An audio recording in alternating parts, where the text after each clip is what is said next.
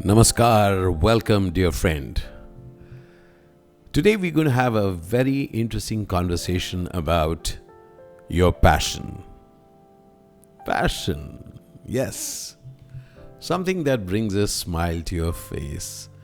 And I really want you to enjoy that smile on your face. That thing that you really wish to do, my friend. Yes, I want you to think about it. Yep, it's special, isn't it? It's special to you. Yes. Now, I don't want you to go into, it is special, but I'm not doing it. I'm not doing anything for it. Keep that aside for a bit because we're going to do something about that. So, are you ready for this interesting conversation about your passion in this real world, in this real situation that you are in? Well, it's a line that I love, which is, welcome to the real world. And in this real world, you and I are going to fulfill our dreams. It is possible, my friend. It is possible.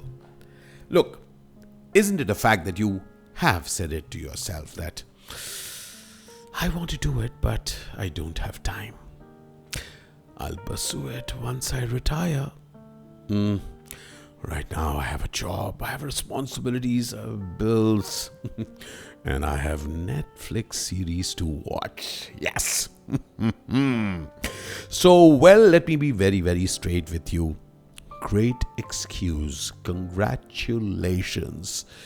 But the invisible thief in your life, the invisible thief who's taking away your happiness, your fulfillment, and who has that perfect alibi, is not helping you.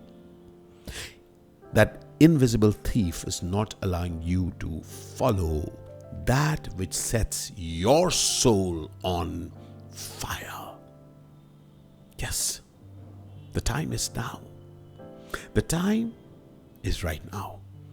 As you are listening to this conversation, the great excuse of the invisible thief, and sometimes even the perfect alibi that you have to not follow what sets your soul on fire, now is the time to get off it. Are you ready for that? Because on the other side of this perfect alibi for not fulfilling what you really wish to do, on the other side of that is happiness and rejoicing. Because you know what? When you are following your passion, you're living your life with that extra oxygen that passion provides to you. On this side is, if only I could. And then it bursts out at times in anger at people near you. Because of you, I didn't do this. I had the responsibilities. Who cares, my friend? And then you will hold it against them all your life. And one day when they will do the things that they wish to do, you'll say, look, I did everything for you, and you didn't do anything for me. So you will be one big complaint box, which you don't want to be. So welcome. Welcome, dear friend. Welcome to this new opening where you give up on your alibi. And you stop thieving, you stop robbing yourself of that extra oxygen that belongs to you. So, today let's have a little fun. Let's explore how to manage your time better. How to gain mental clarity in even doing while doing our 9 to 5. And start dancing towards our 5 to 9 dream. Yes, that's about it that you need to take those steps to begin that journey. So I will share a very interesting Zen story. I love this. It's a young man once went to a wise monk and he said, Master, teach me how to find peace. I am too busy. I am too scattered. The monk smiled, poured tea into his cup, and kept pouring and kept pouring and kept pouring until it overflowed. Master, stop! The cup is full, said the young man. The monk replied, Exactly. Your mind is like this cup.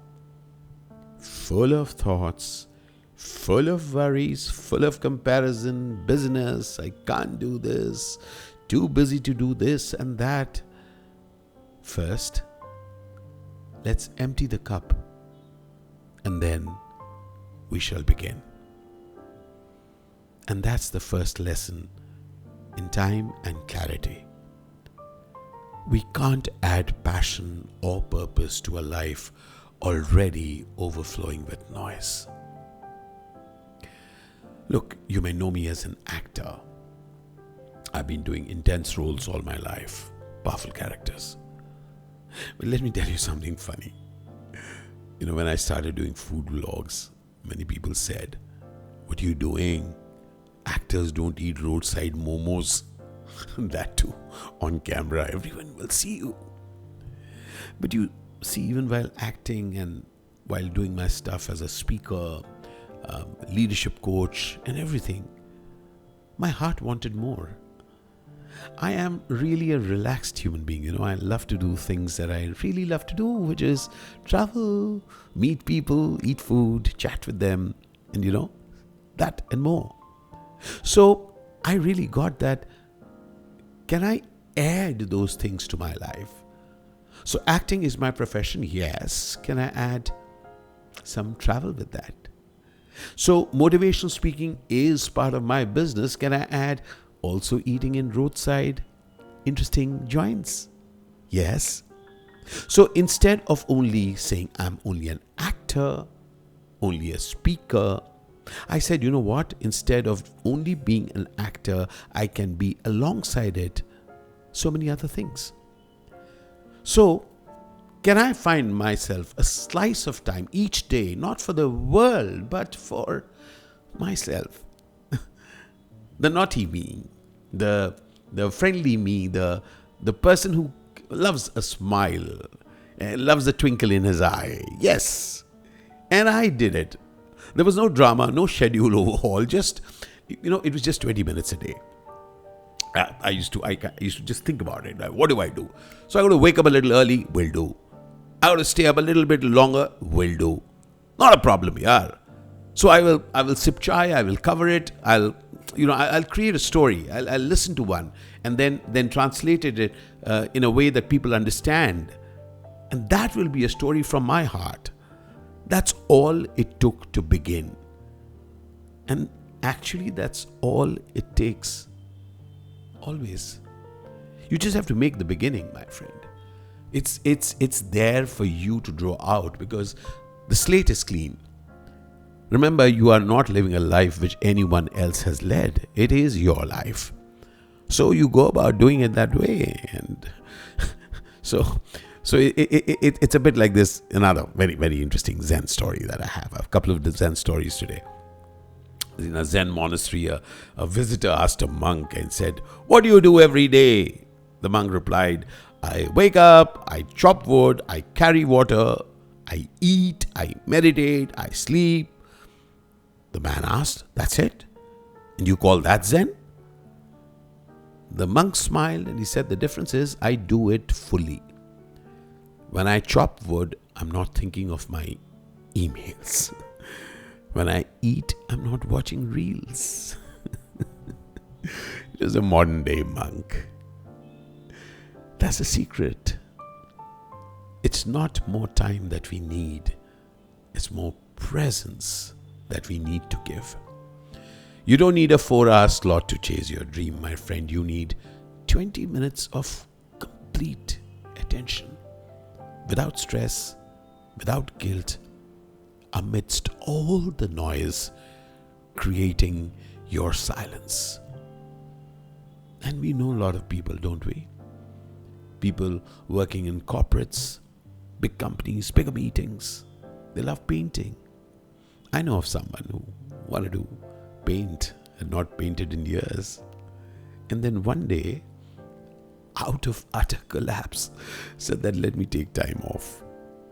You know what? She's painting now. Yeah. In fact, a lot of people are liking her paintings. They also tend to pick some of them. Yep. She's doing that. And you know what? She's enjoying it. She is enjoying it. And who knows, over a period of time, she may develop a whole new profession or a sidekick. Yup. All it took from her is to invest in something that she's passionate about. And guess what? Her eyes sparkle again. I know many people who've been working very hard and they don't have time for things that they really love. One of them is exercise. I know a few people who love exercise, and once they begin to do that, they are beaming. They are spending a lot of time working, and then they work out and they are happy. None of them have to leave their job to do what they really want to do. I have discovered that in my life. I have become an also person. I'm also an actor, also a traveler, also a speaker, also a vlogger, also. So carve time for yourself, my friend. And I would love to share three things that they really work for me. The first slice rule. So before the world takes a bite out of your day, give the first 20 minutes to you. In fact, give a little more than 20 minutes. I give the morning to myself. Very early morning. I wake up very early. 4:45 I'm up. And that time is for me.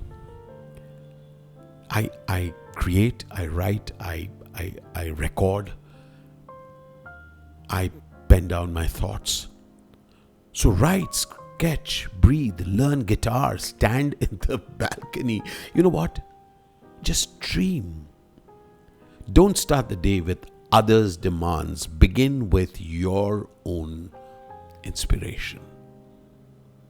And now, the second part. Calendar the passion. If it's not on your calendar, it really won't happen. Put your dream work on your schedule like it's a meeting. Block it, name it, show up for it. I, in fact, inform people in my team, inform people who are close to me, hey, listen, I want to do this. This? Yes, this. I want to just sit and create this particular thing. This? Yes, this. I have to do it. Please remind me. Please remind me. I have made people remind me if I forget. I have a passion to follow. And you know, over the years, now people don't need to remind me for my passion because I have become somebody who is, I really want to do this, man. I'll find time for it. So I am inviting you, be your own boss in your own passion project. Ashish Vidyarthi and Associates is a passion project which started some years back when I decided that, hey, I will want to explore myself as a motivational speaker, as a leadership coach. And that's how it's developed. And over the years, as I travel all over, and mind you, each one of our talks is created unique to that particular organization. We create bespoke conversations, bespoke sessions. And that involves a lot of creativity which is available to me. So I am not wasting time. I am at all moments sharpening my sword. So the third point, embrace your boredom. Your every moment doesn't need filling. Sometimes in silence, the best ideas bloom. And you know, when you're constantly plugged into music, calls, your screen time, your mind becomes cluttered. Yes, it does for me too. But mental clarity is born in pauses. In fact, there are times, as it is right now, I've been unwell. Suddenly, I'm typically like really feeling great and functioning great.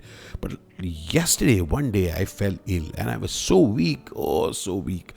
I had to, in fact, request that one of my shoots means I be excused from one day of that.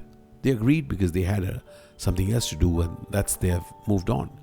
But you know, I'm feeling so terrible. Oh gosh, I missed out on a day of work, productive work, just because I was unwell. I didn't take care of myself. But you know, even as I'm feeling better today, I'm at it. I'm creating something. I'm not going to be sitting ruminating about things that I haven't done. In that period, in that pause in my life, I am creating something. Because I am clear.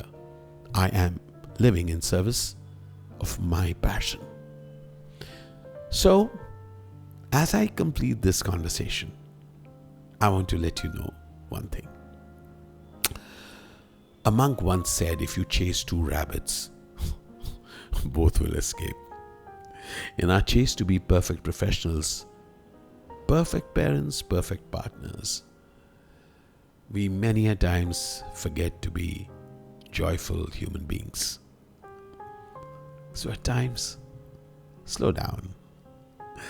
At times, I don't like to slow down, but when life slows me down, I take that one day at a time. Because I get it's purely for me. And I promise you, it gives me so much energy. It really does. It really does when I can enjoy some things which are forcefully given to me. I admit it. I'm not a monk. I'm not a person who's arrived, but I'm journeying. And these conversations are of this journey person with you, the journey person. When I travel, I explore, I speak, I connect, I come back to acting with renewed fire. Every pause is an addition to me. Passion, therefore, isn't a distraction. It's a recharge station. So many may think that, what is the right time for me to begin doing something that I love? Is there a right age? Is it 20, 25, 30, 35, 40, 45, 60? No one will know, my friend. But I just want you to know, if you are there and if you are dreaming, then it's the right time for you to begin. You matter, my friend. Your dreams matter, my friend. Because your joy matters. And no one can change your passion. And no one can chase your passion the way you can. So don't wait for that day, retirement, to live. Don't wait for that approval to give a go. And please don't wait for time. Make time. Life is not a race, it's a walk. In the woods, on the streets, anywhere where sometimes you stop, you smile, you pick a flower or sip a chai and say, I love this moment. So I invite you, 1 minute today, one act of joy for that beautiful you. Cheers to an amazing life, my dear friend. See you soon at my next conversation. Lots of love. Remember, give yourself time because you're worth every second of it.